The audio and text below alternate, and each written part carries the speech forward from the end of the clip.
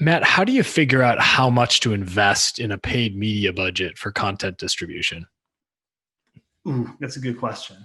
I would always start small, just to see what your audience looks like. So you should get in the habit of like taking $1,000 to kind of test, or $500 if that's what you have.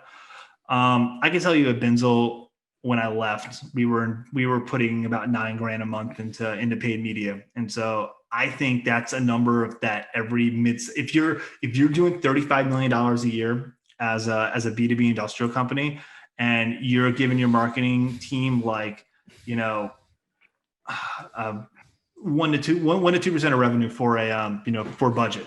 You should be striving to spend, in my opinion, 9 grand a month for paid media for Facebook, LinkedIn, YouTube, and then finding the right mix. So depending on the channel would depend on how much I would invest, but usually 1,000 is a pretty good test balloon for a channel to see if it works. But you should know honestly pretty quickly if it's working or not. People, and don't worry about things like, are people commenting on it or are people liking it? Like, that's really not what you should be measuring for your paid media. If it's videos, you should be measuring how many people are watching. 50% of it is probably what I would put as my litmus. How much am I paying for that view? And then I have to ask myself, is it worth me paying 3 cents for my audience, which I believe is well targeted, to view 50% of my 3 minute video? And you have to make that decision for yourself and say, okay, is that worth the investment for me? I would usually say yes, but some other people would think maybe not. But that's kind of how I would think about measuring content, and then using my budget on channels like Facebook. The other thing is like, if you're doing a blog or a case study that it's on your website, don't do PDFs. I've seen companies do that. Do not try to like link them to a PDF. You can't measure that in your analytics or in your HubSpot. So if you were to do a blog post, and let's say it's 800 words, should take someone about 2 minutes to read that, maybe three. So do that paid on Facebook, and then go to your analytics and say, okay, is it worth me paying $1.25 to ensure that X amount of people spend 2 minutes and 30 seconds reading my blog post? And then I have to make that decision as a marketing leader. Is that worth it to me? And for me, most of the time, it would be yes.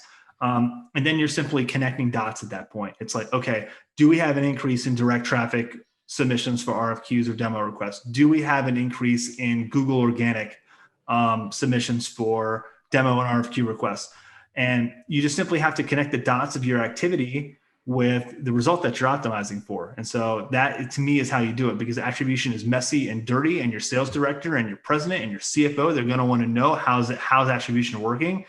And I'm not saying I don't believe in attribution, but I think attribution is it's messy, and I think it optimizes for the wrong stuff. Honestly, like if you saw all those things, if you saw an uptick in Google organic search for an RFQ, but you really weren't posting a lot of SEO optimized blog posts because you were distributing that content on Facebook, you would just look at that and say, we need to invest more in SEO, instead of saying, I actually need to put more into Facebook ads. So, I mean, just take a step back, look at your activity versus your result, and then decide, like, is this working for me or not? And the numbers will come out.